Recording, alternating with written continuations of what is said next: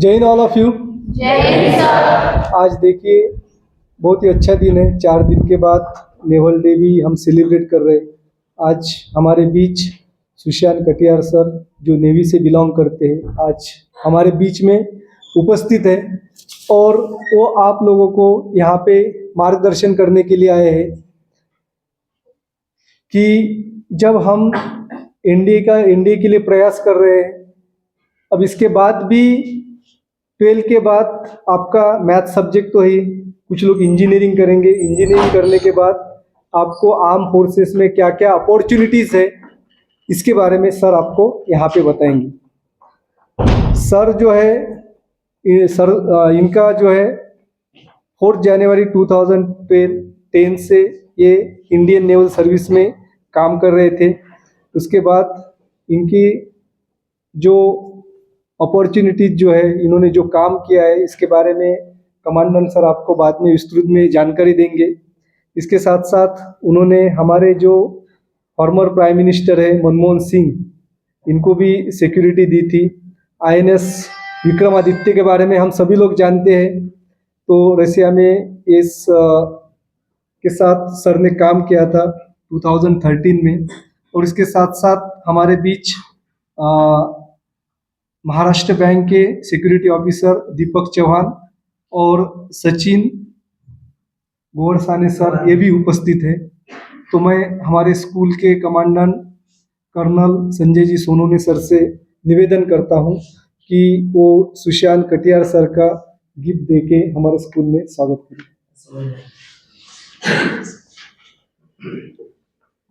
Welcome to our school. मैं sir से अनुरोध करता हूं कि दीपक सर और सचिन सर उनको भी वो हमारे स्कूल की तरफ से एक गिफ्ट देंगे। और मैं कमांडेंट सर को निवेदन करता हूं कि वो थोड़ा सर के बारे में बताएं।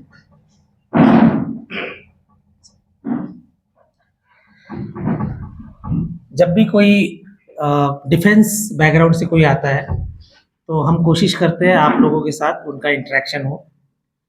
ऐसे ही आज हमारे पास ex navy officer commander Sushant Katiyar ji, जिन्होंने नेवी में 10 साल बेहतरीन सर्विस की और आज वो बैंक ऑफ महाराष्ट्र में रीजनल सिक्योरिटी ऑफिसर है।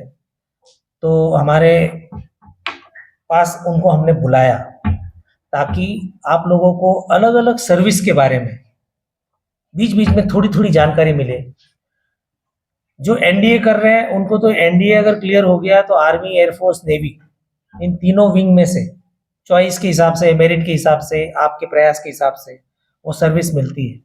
लेकिन अगर कोई बाद में सीईटी करके इंजीनियरिंग कर रहा है और बाद में सोचता है कि मुझे फौज का करियर कैसा रहेगा, तो ऐसे लोगों के लिए भी, क्योंकि अभी सुशांत जी ने इंजीनियरिंग की और उसके बाद वो नेवी में एक टेक्निकल डिग्री के बेस पे नेवी में गए और उन्होंने बहुत अच्छा सर्विस, एक प्रोफेशनल सेटिस्फैक्शन उनको मिला। नेवी एक एक्सपांडिंग क्षेत्र है इंडियन डिफेंस फोर्सेस का, क्योंकि मैं ये कहता हूं कि आने वाले समय में जो लड़ाई होगी उसका अहम भाग होगा नेवी। क्यों?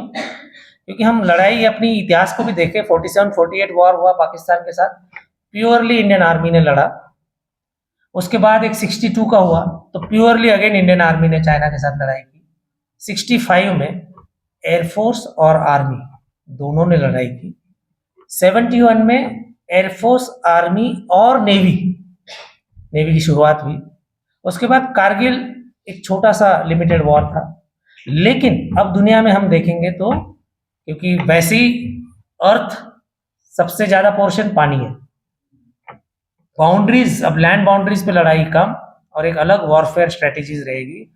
और आप देखिए साउथ चाइना सी में कितना बड़ा अभी एक विवाद क्षेत्र है, वैसे ही सारे ओशियंस में अब कौन कितना कंट्रोल करता है। इसीलिए नेवी का रोल बढ़ेगा, इसीलिए नेवी पे खर्चा भी बढ़ेगा और नेवी की मैन पावर क्रूशियल बनेगी। तो आने वाले वॉर्स नेवी डिसाइड करेगी। तो आज जैसे पंकज सर ने बोला 4 दिसंबर नेवी डे होता है, तो खुशी की बात है कि हमारे पास आज नेवी ऑफिसर हैं जो हमें थोड़ा बहुत नेवी का एक ज्ञान, आपको जो बेसिक होना चाहिए वो देंगे और अपना एक्सपीरियंस बताएंगे, ताकि आप लोग भी इस करियर के बारे में सोच सकते हैं, डिफेंस फोर्सेस इन जनरल और नेवी इन पर्टिकुलर। और साथ में जो 2 गेस्ट और हैं, ये इसलिए आज मैं इनको रिक्वेस्ट की कि आप भी आइए, वो उनके साथ ही आए। वो बैंक के एक वेंडर है, उन्होंने बहुत अच्छी सेवा पिछले 12-13 साल से बैंक ऑफ महाराष्ट्र और बाकी बैंक्स भी, यूनियन बैंक, सभी बैंक्स का, वो सीसीटीवी का एक बड़ा बिजनेस क्षेत्र हैंडल करते हैं, सिक्योरिटी सिस्टम्स का। क्योंकि टेक्नोलॉजी जैसे जैसे अपडेट हो रही है, पहले क्या होता था, बैंक में गार्ड खड़ा होता था और ताला लगता था, ब्रांच को गेट लगता था। आज सारा कुछ इलेक्ट्रॉनिकली कंट्रोल्ड है, सीसीटीवी है, इंट्रूजन अलार्म सिस्टम है, फायर अलार्म सिस्टम है, तो ये सारी चीज़ें। लेकिन वो तो एक भाग है, वो तो कोई भी बिजनेस करेगा, लेकिन इन दोनों ने भी, जी मेरी जानकारी है क्योंकि मैं जब बैंक में था तो उनके साथ जब इंटरेक्शन हुआ, इन दोनों ने अपनी लाइफ जीरो से बनाई है। इन दोनों ने जीरो से अपनी लाइफ बनाई और आज एक बहुत अच्छी कंपनी खड़ी की है, काफ़ी बैंक्स को उनकी सर्विस है। तो आप में से जिनको डर लगता है मेरा क्या होगा, मुझे जॉब मिलेगा कि नहीं मिलेगा, उनके लिए प्रेरणा सोच के मैंने इनको बोला कि आप भी आइए, बैठिए। क्योंकि इन्होंने जब पढ़ाई खत्म हुई तो एक डेयरिंग की बिजनेस क्षेत्र में सबसे पहले इन्होंने और कंपनी के साथ काम किया और दोनों ने जोड़ी, जैसे शोले में जय और वीरू की जोड़ी है, वैसे ये जोड़ी है, ये जोड़ी हमेशा एक साथ मिलती है। इन दोनों ने बहुत अच्छा डिसिप्लिन के साथ एक बिजनेस धीरे धीरे बढ़ते हुए, मुझे क्योंकि मैंने इनका ग्रोथ देखा है कि कैसे इनका बिजनेस बढ़ रहा है। ये डिसिप्लिन चाहिए तभी बिजनेस बढ़ता है, दोनों के आपस में अंडरस्टैंडिंग चाहिए तभी बिजनेस बढ़ता है। अब ये दूसरों के साथ काम करते थे, दूसरों के नीचे काम करते थे, अब इनके नीचे कुछ बच्चों को रोजगार मिल रहा है और अच्छा एक विचारधारा के साथ वो अपना बिजनेस कर रहे हैं। और इसीलिए अभी जो प्राइम मिनिस्टर मोदी साहब की जो सभा हुई थी यहाँ पे, उसका भी कवरेज का कॉन्ट्रैक्ट इनको मिला था। तो इससे भी पता चलता है कि इनकी ग्रोथ कितनी हो गई। तो इसलिए आपको वो भी समझ आ जाए कि एक गवर्नमेंट सर्विस से, नेवी से ऑफिसर है, लेकिन प्राइवेट क्षेत्र में भी आपकी जिंदगी बन सकती है अगर सारे दरवाजे बंद होते। तो आदमी के अंदर काबिलियत है तो सब कुछ हो सकता है। तो मैं आज स्पेशली अभी सुशांत कटियार सर को रिक्वेस्ट करूंगा कि थोड़ा सा एक अपनी जर्नी नेवी के बारे में, and so that it motivates students for the arm forces career, little bit insight whatever you can share to some extent, not compromising the basics protocols of defense forces, whatever you can divulge about your experience also, if there is anything special to share that you can share, and uh, in general life's philosophy, whatever you want to share, and later on if they want to ask question they can ask. So I'll request now Sushant ji, he will speak to you.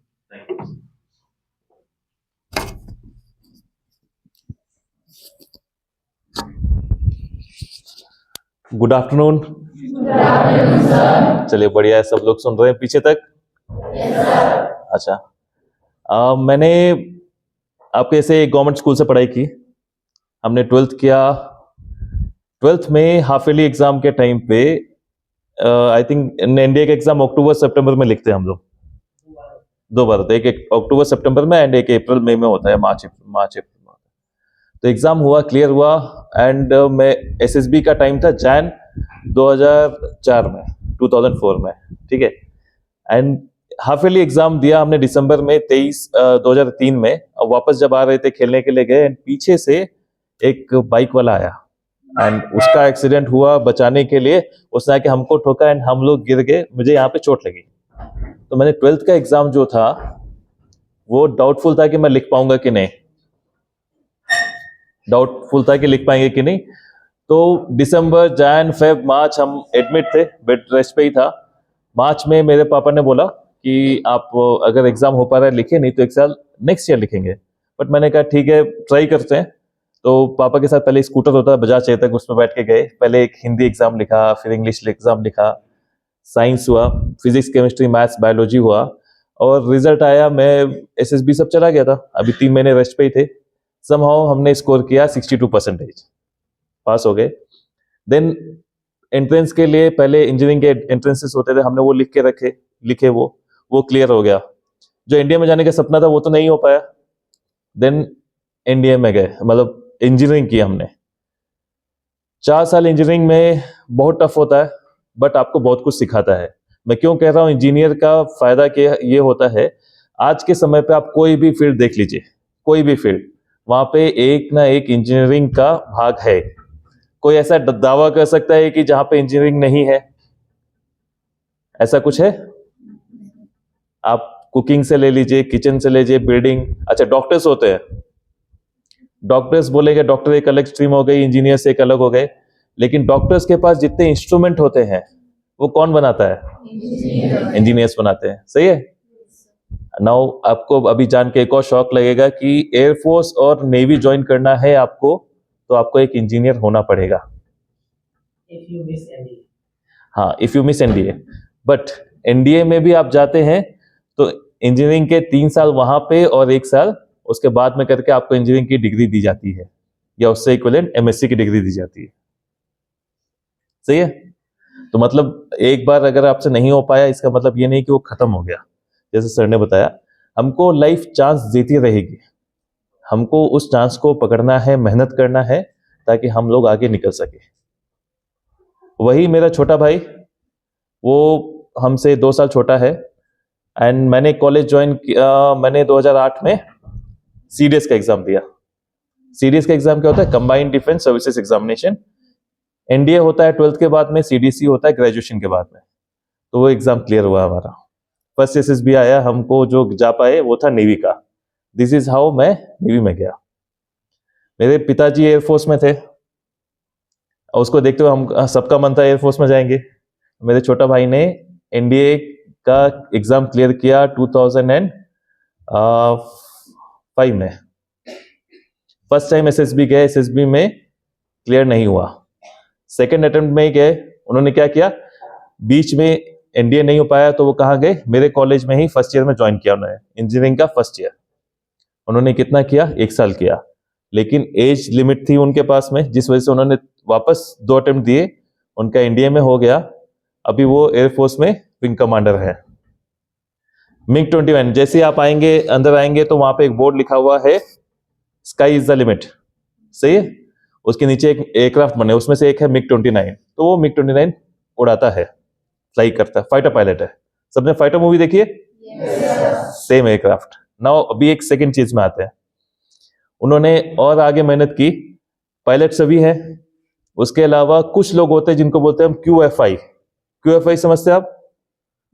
जैसे sports player सभी है, cricket team में भी सभी sports player है, लेकिन सभी coach बनते हैं क्या? वैसे ही कुछ ही पायलट है जो कि क्यूएफआई क्लियर करके नए बच्चों को सिखाते हैं। Qualified flying instructor. वो अभी फ्लाइंग फाइटर जो एयरप्लेन्स है, एयरक्राफ्ट है, उनको फ्लाई करने का ट्रेनिंग देते हैं अभी नए बच्चों को, नए कमीशन ऑफिसर्स को जो एनडीए से पास आउट होके गए। ठीक है।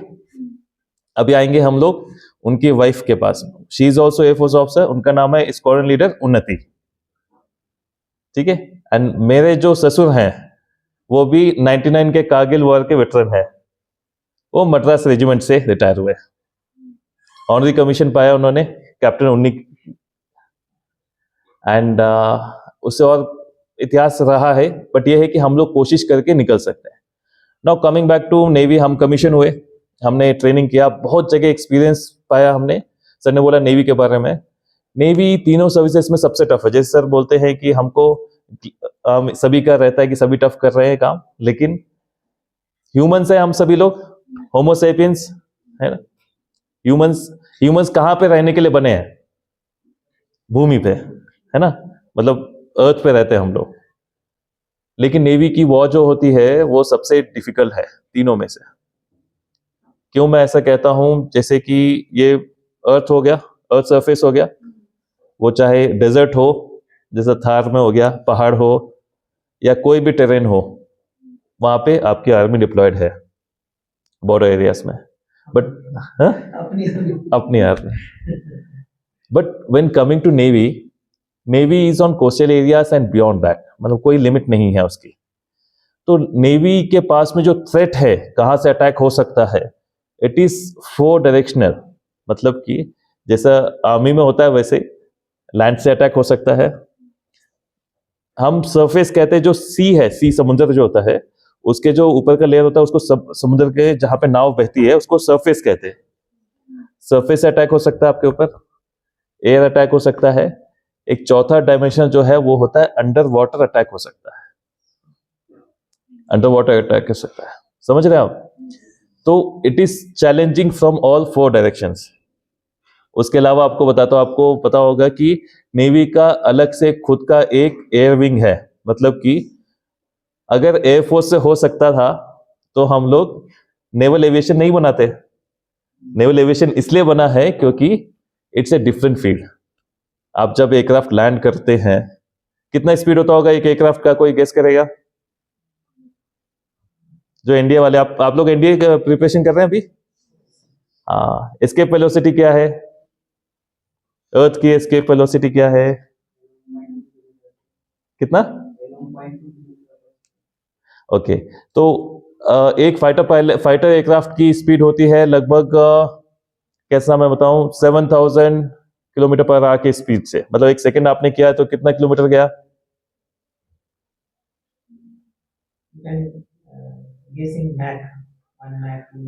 मैक में कर सकते हैं हम लोग। अच्छा छोड़िए, जब लैंड करता है एयरक्राफ्ट, उसको एक रनवे चाहिए होता है 3 से 4 किलोमीटर एक वेलोसिटी पाने के लिए, ताकि वो टेक ऑफ कर सके। एंड लैंडिंग के टाइम पे भी जो मोमेंटम है उसको अरेस्ट करने के लिए कम से कम एक रनवे चाहिए होता है, ताकि वो जाके वहां पे रुक जाए। हमारी जो शिप्स होती है, जैसे आईएनएस विक्रमादित्य, आईएनएस विराट हो गए, वो लिमिटेड है। कितना? 300, 350, 400 मीटर, उतनी ही स्पीड पे आना है। अगर आप स्पीड कम कर देंगे तो क्या होगा? अगर लैंड नहीं हो पाया तो वापस को टेक ऑफ करना है, तो स्पीड कम हो जाएगी, वो गिर जाएगा। ये सब चैलेंजेस इतने हैं, एक एक चीज में इंजीनियरिंग इन्वॉल्व है नेवी और एयरफोर्स में। इसलिए मैं कहता हूं कि अगर आपका एनडीए के लिए ट्राई करना है, नहीं हो सका तो आप इंजीनियर बनिए। इंडिविजुअल लाइक हो सकता है, आप अगर डॉक्टर कुछ और बनना चाहते हैं पक्का कीजिए, बट बाकी जो फील्ड है इंजीनियरिंग, अगेन आपको एक मौका देता है फौज में जाने के लिए। सीडीएसई करके आपके मैक्सिमम एज कितनी होती है ज्वाइन करने के लिए, अप्लाई करने के लिए? 21, सही ना सर? वही। हाँ, तो अभी an engineer can apply till 28 years of age। वो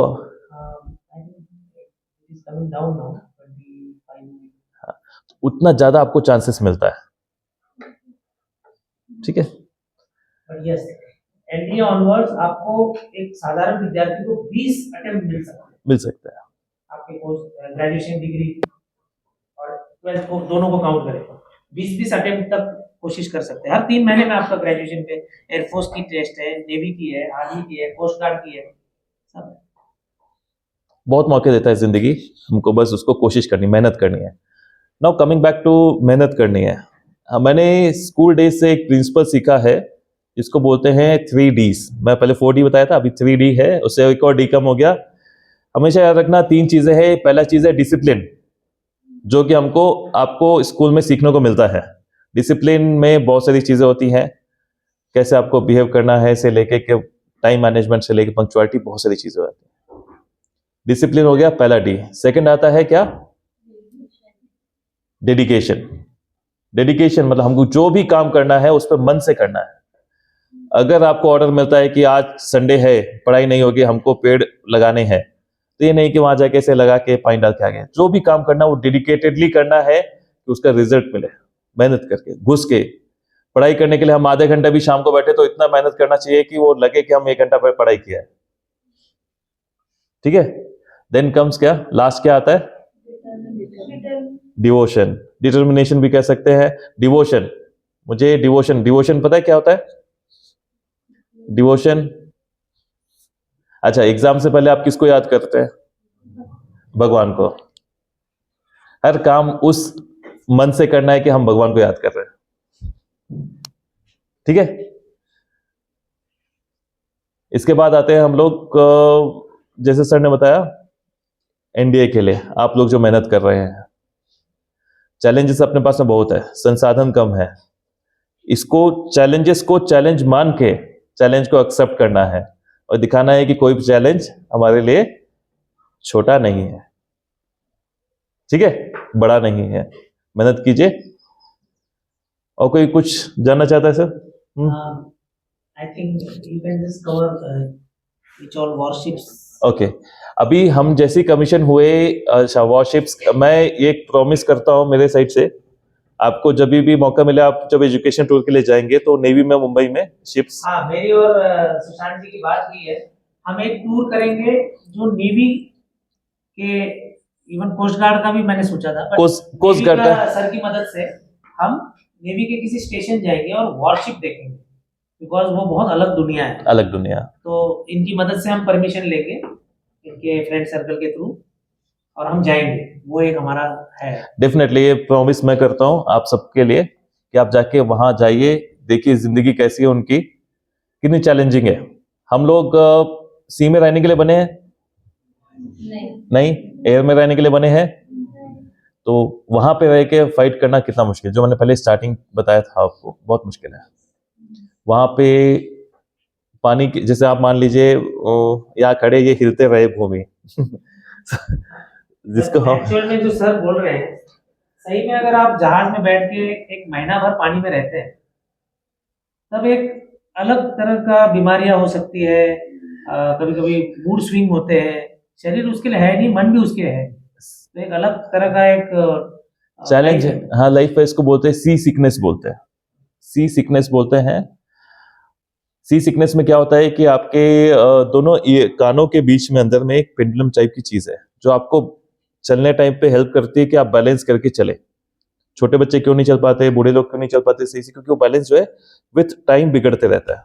आप लोग कभी चलती ट्रेन में गए होंगे, आप लोग बस में गए होंगे, उसमें रह के चलना मुश्किल होता है, बस हिलती है, ट्रेन हिलती है। वैसे ही शिप जो होती है, इतनी बड़ी बड़ी शिप, 3000 टन की, 60,000 टन की, एनएस विक्रमादित्य बहुत मैसिव है, 400 मीटर का। आप फ्लोर काउंट करेंगे, उसमें 14 से लेके 20-20 फ्लोर होते हैं। तो वो जो वॉरशिप जब हिलती है सी में, पानी तो हिलता ही है, हिलता है, आप सब उसी में, उसी पे खाना बनता है, उसी पे रहते हैं, उसी पे मिसाइल सिस्टम है, सब कुछ उसी पे। तो आपके जो सिस्टम है वो पहले इनिशियली वो पेंडुलम जो है सेटल होने के लिए टाइम लगता है, वो वेरी करता है ह्यूमन टू ह्यूमन। कई लोग हैं वो 1 घंटे में संभाल लेते हैं, कई लोगों के लिए वो 5-6 घंटे लगते हैं, कई लोग सेटल ही नहीं हो पाता है। तो क्या होता है, जैसे हमारी बॉडी कुछ एक्सेप्ट नहीं करती, तो क्या होता है, वॉमिटिंग स्टार्ट होती है, आप कुछ खा ही नहीं पाते हैं, बहुत ज्यादा पेनफुल होती है, आप खा ही नहीं पाएंगे, बट देन अगेन आपका स्टमक जो है कुछ ना कुछ वापस फेंकता रहता है।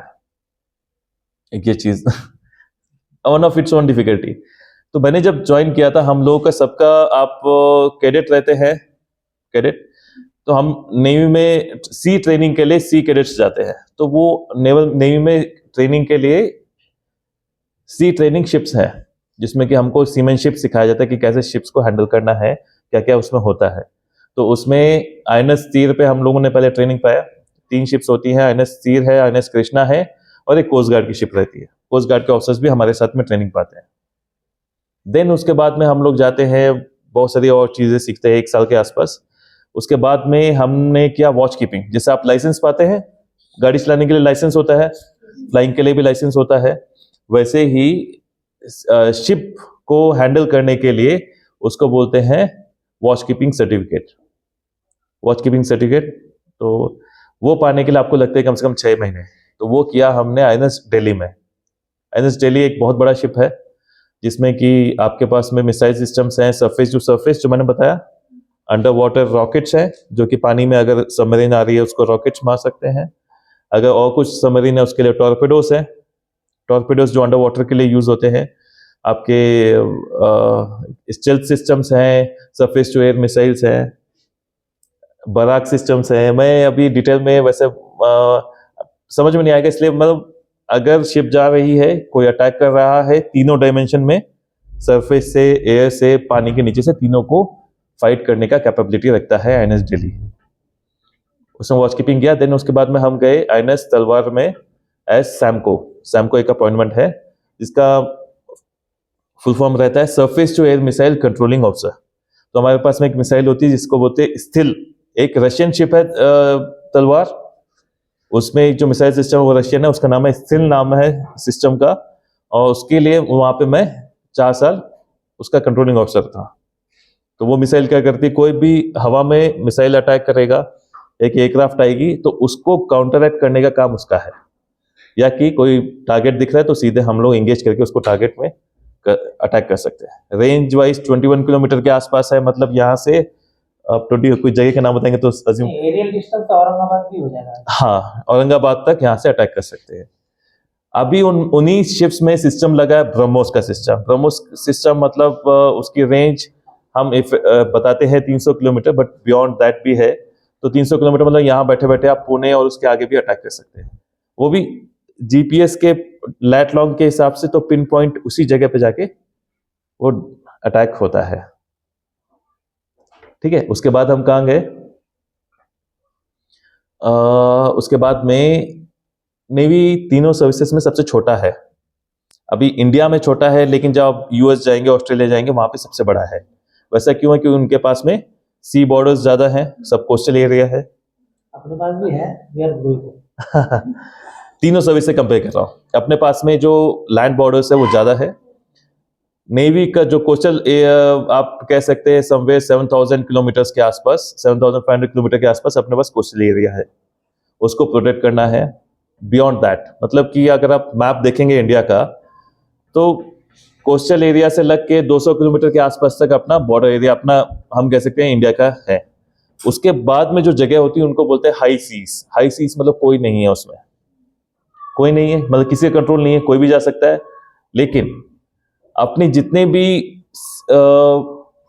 ट्रांसपोर्टेशन शिप्स होती हैं, बड़ी बड़ी शिप्स होती है, जिनको बोलते हैं यूएलसीसीज बोलते हैं, वीएलसीसीज बोलते हैं, जो कि शिप एज बिग एज आपका यहां से लेकर लास्ट बिल्डिंग तक, लंबाई में, चौड़ाई में somewhere I can say 140 feet के आसपास, बहुत मैसिव शिप्स होती है। उसमें से अपना बिजनेस चलता है, मतलब कि ऑयल आता है इंडिया में, क्रूड ऑयल आता है रशिया से, दुबई से, बहुत सारी शिप्स, गाड़ियां होती है, हम यहाँ से एक्सपोर्ट करते हैं, वहां से सामान आता है। हमारा प्रोडक्शन अच्छा है, हम लोग चावल प्रोड्यूस करते हैं, गल्फ कंट्रीज में भेजते हैं। तो ये जो आपका बिजनेस आइटम्स यहाँ से वहां जाता है, आपने कई बार न्यूज में देखा होगा, शिप्स पे अटैक्स होते हैं। कहाँ पे? गल्फ ऑफ एडन में, जो कि है कहाँ पे? नॉर्थ ईस्ट अफ्रीका में। वहां पे एक कंट्री है सोमालिया, जहां से अटैकर्स आते हैं, लूट के लेके जाते हैं। तो वो जो जगह है वहां पे इंडियन शिप्स को सिक्योरिटी कवर देना हम नेवी प्रोवाइड करती है। At a time, any given point of time, वहां पे कम से कम एक शिप रहती है, जिसको हम बोलते हैं पीओजी। मिशन का नाम होता है पेट्रोलिंग ऑन गल्फ होता है, जहां पे हम लोग इंडियन फ्लैग शिप्स को सिक्योरिटी प्रोवाइड करते हैं। देन आते हैं, आपने सुना होगा कि एक्स कंट्री ने वाई कंट्री पर अटैक कर दिया, ठीक है, तो क्या करते हैं? इवैक्यूएशन करना। इंडियंस हैं वहां पे बिजनेस के लिए, काम के लिए, हमारे हाई कमीशन है जो कि इंडिया के गवर्नमेंट ऑफिसर्स हैं वहां पे पोस्टिंग पे हैं, और भी कुछ भी हो सकता है। वहां पे इंडियन स्टूडेंट्स हैं जो वहां पढ़ाई कर रहे होते हैं। तो ऐसे जब अटैक्स होता है तो हम चाहते हैं कि इंडियंस को वहां से उठा के लेके आ जाए हम लोग। तो कैसे कर सकते हैं? सबसे सेफेस्ट मीन क्या है? आप एयरक्राफ्ट भेजिए, एयरक्राफ्ट में लेके आ जाइए उनको। लेकिन कई कंडीशंस ऐसी जहां पे एयरक्राफ्ट लैंड करने के परमिशन नहीं होती है, लैंड करने के लिए रनवेज ठीक नहीं होते, वहां पे अटैक हो जाता है। तो क्या करते हैं हम लोग? शिप से इवैक्यूएशन की जाती है, शिप्स भेजते हैं, उसमें एक बार में कम से कम 800-1000 के आसपास लोगों को लेके आ जाते हैं। मैं यही कहना चाहता हूँ, इमेजिनेशन करना मुश्किल है कि कितनी बड़ी शिप्स होती होंगी, इसलिए आपको वहां पे जाना पड़ेगा। एक शिप में कम 7 से 8, 14, 20 फ्लोर होते हैं, जिसको हम डेक्स कहते हैं शिप में। आप वही कहना है, मैं प्रॉमिस करता हूँ सर, जो एक्सपोजर के लिए आप ले जाएंगे तब पता लगेगा कि कितना मैसिव शिप्स होती है, टेक्नोलॉजीज कितनी होती है उसमें। देन आते हैं हम लोग एक पॉइंट पे जिसको हम बोलते हैं क्या, कहीं पे फ्लड हो गया। जैसे कि आपको याद होगा चेन्नई में फ्लड आया था 2016 में, तो वहां पे चेन्नई में फ्लड आ गया, तो क्या किया हम लोगों ने? वहां पे रिलीफ मटेरियल भेजना है अपने। रिलीफ मटेरियल मतलब कि वहां पे आपको दवाइयां भेजनी है, लोगों के लिए कंबल भेजने हैं, पीने का पानी भेजना है, वहां पे लोगों को पहुंचाना है। डॉक्टर्स हो गए, आपके एनडीआरएफ पहुंचेगी कैसे वहां पे, उनको पहुंचाना है। कोस्ट गार्ड को बोट पहुंचानी है, कैसे पहुंचेगा? तो क्या होता है कि जब पूरे कोस्टल एरिया में वहां पे पानी भरा है, तो आगे ना ट्रेन जाएगी, ना गाड़ी जाएगी, छोटी छोटी बोट्स जाएंगी। बोट्स वहां तक कैसे पहुंचेंगी? नहीं पहुंच पाएगी। तो मुझे याद है 2016 में मैं था कोची में। कोची मतलब अपना वेस्टर्न कोस्ट। वहां से हम लोग शिप्स में इतना रिलीफ मटेरियल भर के हम लोग गए थे वहां पे, चेन्नई में प्रोवाइड करते थे। वो लोग छोटी बोट से प्रोवाइड करके अलग अलग जगह जाके रेस्क्यू करके आते हैं। एयर रेस्क्यू होता है ह्यूमंस का, वहां पे जहां पे लोग फंसे उनको दवाइयां देना, पीने का पानी देना, फ्लड्स के कंडीशन में नहीं मिलती है वो सब देना।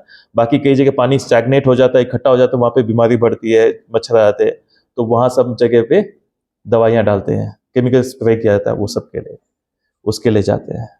देन एक चीज होती है जिसको बोलते हैं सीवर्ड सिक्योरिटी।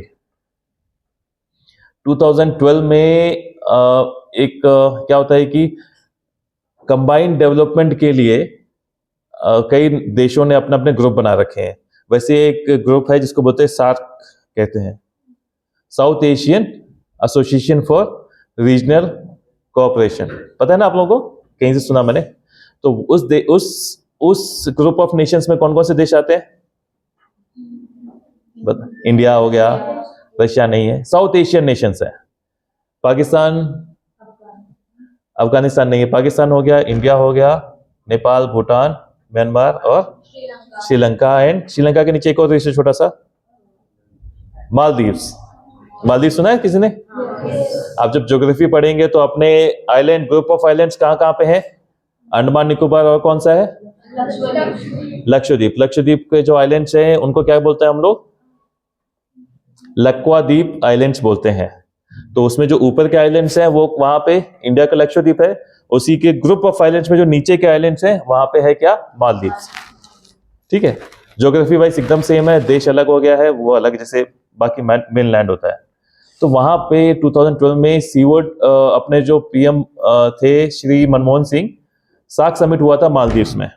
तो वो ये गए थे मालदीव्स में उनको सिक्योरिटी प्रोवाइड करने के लिए। जो सीवर्ड सिक्योरिटी, मैंने क्या होता था स्टार्टिंग में, अटैक सी से भी हो सकता है, तो वही अगर दिल्ली में होता तो हम लोग कहीं नहीं होते, लेकिन वो आइलैंड कंट्री है, तो उनको सीवर्ड सिक्योरिटी प्रोवाइड करने के लिए हम लोग वहां पे डिप्लॉयड थे 2012 में, जो हमने ऑपरेशन किया था वहां पे। एयर अटैक्स के लिए इवैक्यूएशन होता है, मान लीजिए वहां कुछ गलत हो गया, उनको इवैक्यूएट करके लेके आते हैं एयरक्राफ्ट से, शिप में लेके जाते हैं। शिप में मेडिकल सिस्टम्स, दो शिप लेके गए थे जिसमें एक शिप को हॉस्पिटल शिप बनाई जाती है।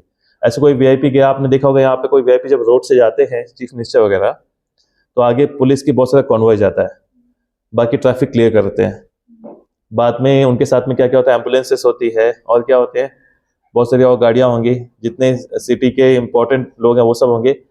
पीछे लास्ट में और सबसे पहले एक फायर ब्रिगेड चलती है। सोचा आपने किस लिए होती है वो? और लास्ट में, उसके लास्ट में और सबसे पहले में एक बस होती है जिसमें कि बहुत सारे पुलिस वाले भरे पड़े होते हैं, जिसको बोलते हैं हम लोग क्या? Reserve police battalion. किस लिए होते हैं? इन केस कोई आ रहा है, कहीं पर अटैक कर दिया किसी ने, एक्सीडेंट हो गया, वो एरिया क्लियर करने के लिए। आपने देखा होगा कहीं दिल्ली में जो आंदोलन होते हैं या कि कोई लोग इकट्ठा करके कुछ करते हैं, उन पे पानी छिड़का जाता है। ये सब हो गया लैंड के। सी का कहानी ही अलग है।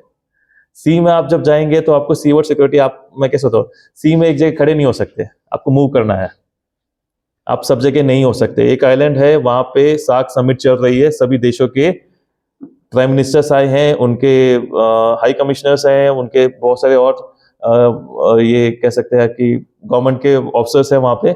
उनको सीवर्ड सिक्योरिटी प्रोवाइड करना है, सी से कोई अटैक ना हो जाए, अंडर वाटर कोई अटैक ना हो जाए, उसके लिए। एट द सेम टाइम उसी शिप में हमारे पास में 2 हेलीकॉप्टर थे, जिसको बोलते हैं हम लोग सी किंग। सी किंग इस मैसिव, इस रूम जितना बड़ा हेलीकॉप्टर होगा। तो उसमें एक हेलीकॉप्टर को हमने हॉस्पिटल शिप बोलते हैं, हॉस्पिटल हेलीकॉप्टर बोलते हैं, इवैक्यूएशन के लिए। और हमारे ही शिप पे आपके कार्डियोलॉजिस्ट और बहुत सारे डॉक्टर्स को हम लोग लेके गए थे, नेवी से, आर्मी से स्पेशलिस्ट आए थे, ताकि कुछ हो जाए तो ताकि हम उसी समय उनको इवैक्यूएट करके लेके आ सके। एट द सेम टाइम वहां पे एक रनवे है, मिलिट्री रनवे, जहां पे हमारा एक एयरक्राफ्ट एयरफोर्स का रेडी होता है वहां पे। इनकेस कुछ गड़बड़ हो जाए तो हम लोग इवैक्यूएट करके शिप पे ले जाएं, शिप से वहां पे ले जाएं, वहां से एयरक्राफ्ट वो सीधे इंडिया आ सके। ये सब प्लानिंग की जाती है जो कि बैकएंड में चलती है, जिसका हमको पता नहीं लगता है। बाकी आपने 26 जैन को परेड देखते सभी? 26 जैन को देखा है? हाँ, आरडी परेड। आप सबको एम लेके चलना चाहिए कि अगर हमारा इंडिया नहीं होता है तो हम ग्रेजुएशन जहाँ पे भी जाएंगे वहाँ एनसीसी ज्वाइन करके वहाँ पे जाएंगे आरडी परेड में। एनसीसी में नहीं होगा तो फिर फौज ज्वाइन करके फिर वहाँ से जाएंगे आरडी परेड में। वो एक बहुत ही प्रेस्टिजियस थिंग है जिसमें जाना बहुत मुश्किल है। बट मैं जानता हूँ जब आरडी परेड होती है 26 जैन को, 25 जैन की दोपहर 12 बजे से वहां पे दिल्ली पुलिस पूरा कवर कर लेती है। वहां पे कोई सब ऑफिसेस बंद किए जाते हैं आसपास के। एंड वहां पे जो इंटेलिजेंस का जो गैदरिंग होती है ये उसके लिए हम लोगों को डिप्लॉय किया जाता है 3 महीने पहले। मतलब कि इंटेलिजेंस कवर के लिए नेवी के लिए हम लोग डिप्लॉयड थे कब से, 2016 के परेड के लिए हम लोग 15 अक्टूबर से डिप्लॉयड थे वहां पे इंटेलिजेंस कवर करने के लिए कि कहीं कुछ हो जाए तो उसको पहले से इंफॉर्मेशन दी जाए। बाकी मैंने फौज में सैमको के बाद में हमने इंटेलिजेंस ज्वाइन किया, नेवल इंटेलिजेंस, और उसमें 8 साल काम किया। 12 इयर्स में से 8 साल बहुत लंबा समय होता है। और इंडिया में as India total 32 intelligence agencies हैं, जिसमें से कि एक एजेंसी है जिसको बोलते हैं नेवल इंटेलिजेंस। उस नेवल इंटेलिजेंस में हम लोगों ने 8 साल काम किया। बहुत प्रेटी लॉन्ग टाइम, बहुत लंबा समय था, बहुत अच्छा एक्सपोजर था। आपको वो सब करने को मिलेगा जो दुनिया का कोई आदमी, कोई सिटीजन नहीं कर सकता अगर आप फौज ज्वाइन करते हैं तो। एंड जैसे ही फौज ज्वाइन करके छोड़ के आएंगे तो पहले से मैंने क्या बताया था आपको, 3 डी होते हैं, वो हम सब में होते हैं, अपने आप आ जाता है। तो इतनी ज्यादा डिमांड होती है, आप छोड़ के आएंगे तो आपको बाहर पब्लिक पहले से बोल के रखे आप हमारे साथ जाइए, आप हमारे साथ आइए, आप हमें ज्वाइन कीजिए। क्यों? कंपनीज होती हैं, बैंक्स होते हैं, बाकी गवर्नमेंट ऑफिसर्स होते हैं जिनको उनको अच्छे लोग चाहिए जो काम कर सकें। और पहले से आपके इनबिल्ट क्वालिटीज अपने ऊपर आ जाएगी, वैसे होता है। एनी अदर एस्पेक्ट सर जो मैं नहीं कवर कर पाया हूँ और कुछ जानना चाहते हैं आप लोग? आपको कुछ पूछना है तो पूछ सकते हैं, कुछ भी, एनीथिंग जो भी मना है। नेवी के बारे में। सर ने कहा जो नेवी एक्सपैंड कर रही है, मैं नेवी का एक और पहलू बताता हूँ। जैसे कि मान लीजिए कल को वॉर हुआ, ठीक है, कल को वॉर हुआ एंड बोल दिया गया कि आप बॉर्डर्स को क्रॉस करके कवर कीजिए, ठीक है सर। तो उसमें आप लोग मेरे ख्याल से मैक्सिमम एरिया एक दिन का होता है 5 या 10 किलोमीटर का कुछ रेडियस होता है। 5 किलोमीटर आप ही कवर कर पाएंगे, ठीक है, एक दिन में, क्योंकि आपको पूरा भूमि चल के मशीन्स ले जानी है, गन्स ले जाने हैं, राशन ले जाना है, वहां पे फिर टेंट लगाया, वो क्रॉस किया फिर आगे गए, फिर क्रॉस किया फिर आगे गए, ऐसे चलता है। नेवी जब वॉर में जाती है तो लास्ट टाइम जब हम फुल फ्लेज्ड वॉर में गए थे that was on December 1971 with Pakistan. तो पाकिस्तान उससे पहले क्या था, ईस्ट एंड वेस्ट पाकिस्तान में डिवाइडेड था। तो 71 की वॉर में जब हमने वॉर में last time full fledged war में गए थे, वॉर में क्या है, दोनों साइड में डैमेजेस होते हैं, बट देन पाकिस्तान का जो कराची हार्बर है, बहुत बड़ा हार्बर है, आपको मैं कभी मौका मिलेगा दिखाऊंगा। उसमें हम लोगों ने इतना बॉम्बिंग किया कि उनके जो पोर्ट थे वो 4 दिन तक कंटिन्यूसली जले थे। आप सोचिए 4 दिन तक कंटिन्यूसली जलना पोर्ट्स, मतलब कितना ज्यादा डिफिकल्ट है, मतलब कैसे सिचुएशन था। उसी दिन को हम लोग नेवी डे सेलिब्रेट करते हैं 4 दिसंबर को, समझे आप। उसी के अगले दिन 5 दिसंबर को बांग्लादेश का आजाद हुआ, डिक्लेयर्ड एज ए नेशन। तो नेवी में वॉर पे जाना बहुत डिफिकल्ट है and one decision is taking कि नेवी जब वॉर पे जाएगी तो इट इज मतलब कि it has cross all limits and हम लोग फुल फ्लेज जा रहे हैं एंड कुछ ना कुछ कैसे बताऊं, ज्योग्राफी चेंज होती है, उस लेवल पर आप समझ सकते हैं।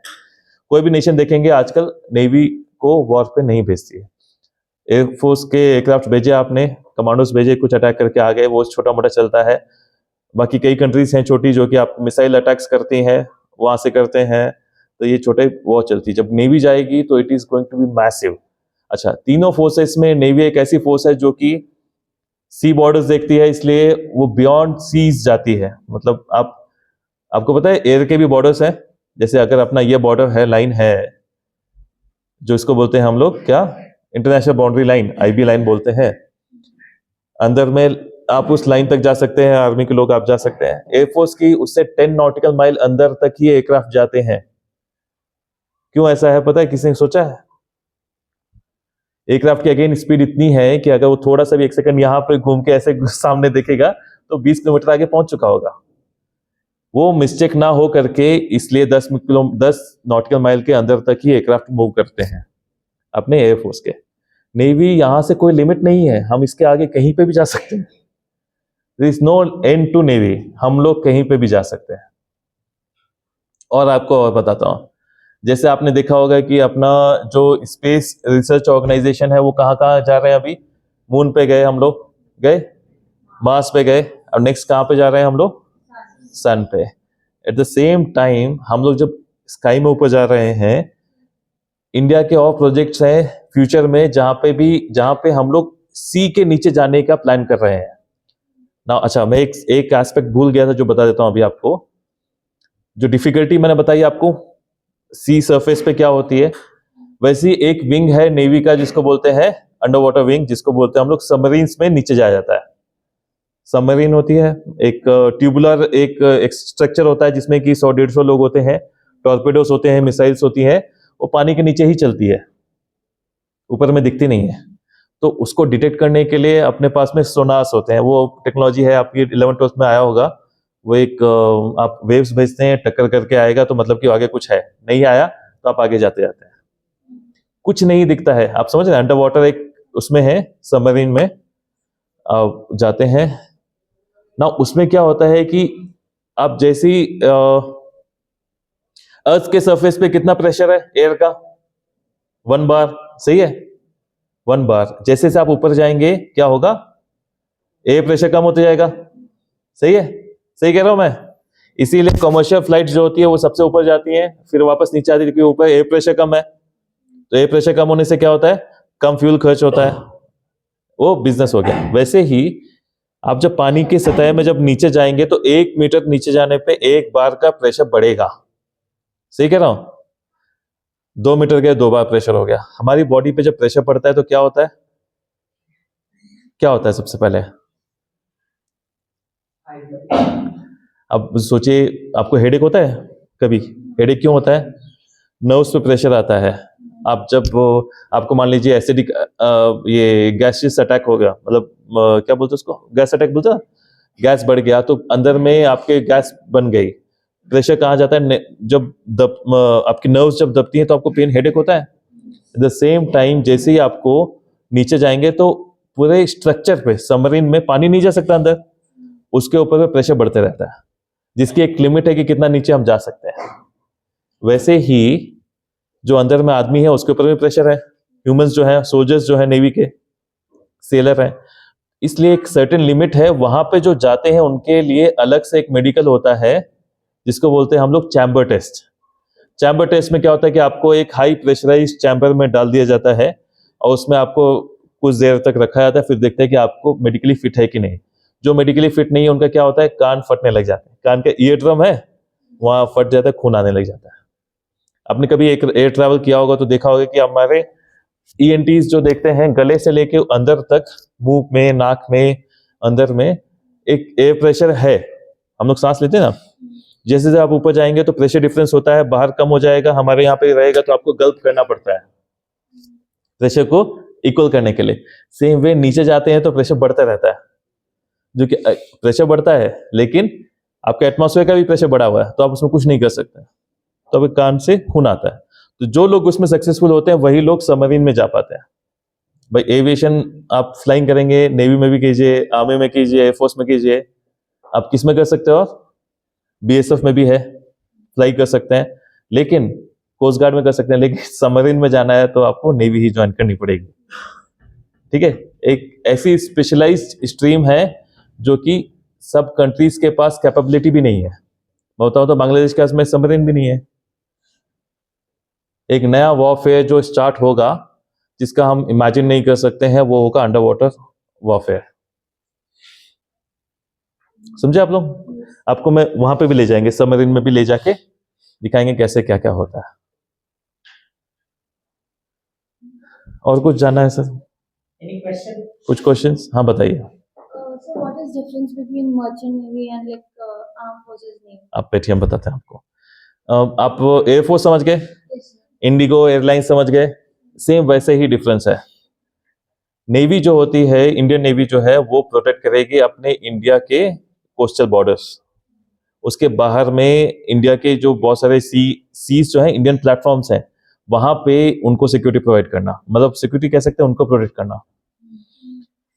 इंडियन फ्लैगशिप्स है। गवर्नमेंट वर्सेस प्राइवेट वाला ये बहुत लोग ना कंफ्यूज रहते हैं। मर्चेंट नेवी में नेवी के लिए जाना चाहते हैं। यूनिफॉर्म वगैरह सब सेम होती नहीं होती same, Kind of. Kind of आप कह सकते हैं, काइंड ऑफ यूनिफॉर्म सब सेम है, बट देन सेम डिफरेंस जो इंडियन एयरफोर्स में है और बाकी जो आपके कमर्शियल पायलट्स हो गए, उन सब में जो डिफरेंस है वही है यहाँ पे।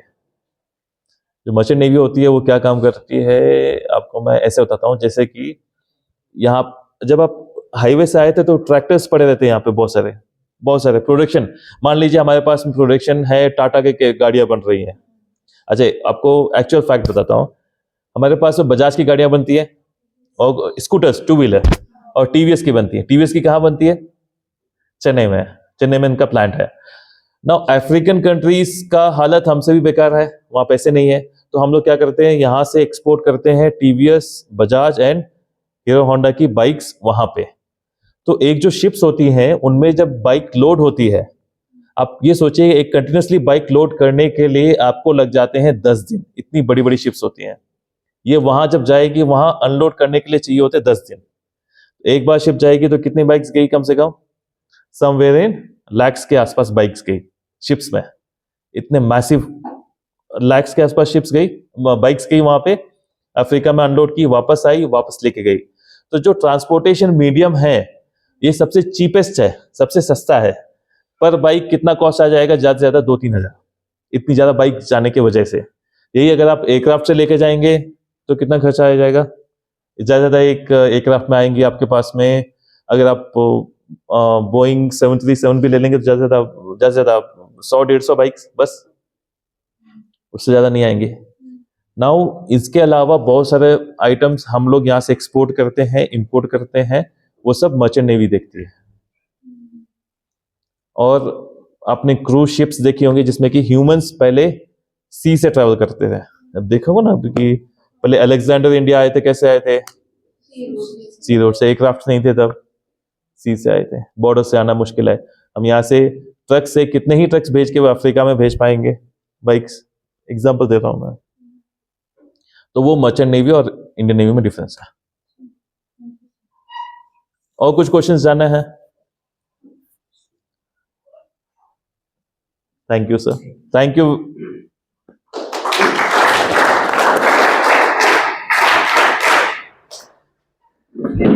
आधे घंटे तक हम शायद थोड़ा नेवी और समंदर में घूम रहे थे। एक दो पॉइंट में जो है थोड़ा सा मुझे भी कुछ याद आ रहा था। एक पॉइंट उन्होंने 26 जनवरी की परेड, चाहे आप एनसीसी से जाओ या डिफेंस में जाके जाओ, बहुत प्रेस्टिजियस होता है।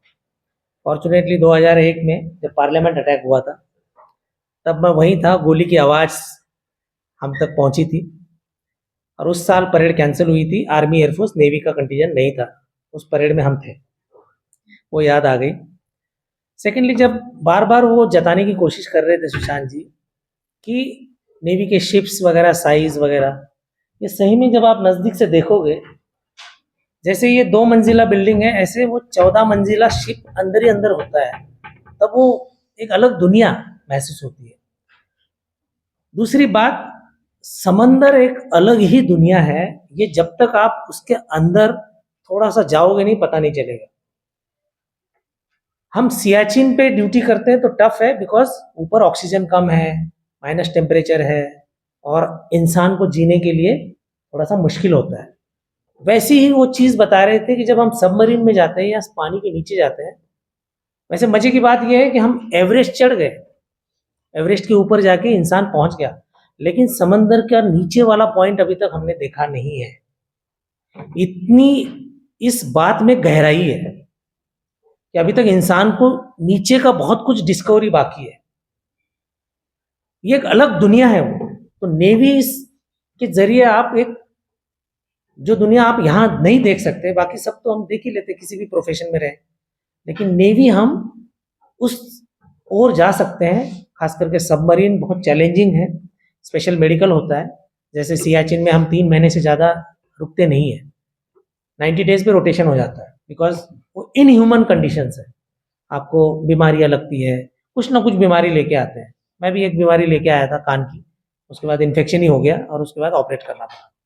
तो वो वैसा होता है, ऐसे डिफिकल्ट सिचुएशन में बहुत मुश्किल होता है। तो ये छोटी सी चीज़ें आपको और समझ में आए, इसलिए मुझे लगा थोड़ा देसी भाषा में बता देते हैं। Thank you Sushant sir. आपको करियर के हिसाब से भी एक उद्देश्य था कि नेवी के बारे में आप सोच सकते हैं, एक अलग बहुत ही फैसिनेटिंग है। फॉर्चुनेटली मैं इंडियन एयरफोर्स 7 साल देख चुका हूँ और इंडियन आर्मी मैंने 14 ईयर्स देखी है, नेवी मैंने उतनी नहीं देखी है। तो वो एक है, तो ऐसे जब सुनता हूँ तो मुझे थोड़ा सा वो ज्ञान बहुत जरूरी होता है, तो सुनने को मिलता है, क्योंकि ये दोनों अंग मैंने बहुत नज़दीक से काम करते हुए देखे हैं, एयरफोर्स और आर्मी।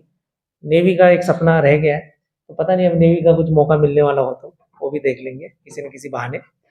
आप सभी को ये उद्देश्य था सर को यहाँ बात कराने के लिए कि आप एनडीए सोच रहे हैं, इंजीनियरिंग सोच रहे हैं या आगे पता नहीं, आप में से कुछ लोगों ने अभी कुछ सोचा भी नहीं होगा, तो वो एक आपके थोड़े से विचारों में ये चीज़ें रहे, आप डिस्कस करें घर में, यही उद्देश्य था।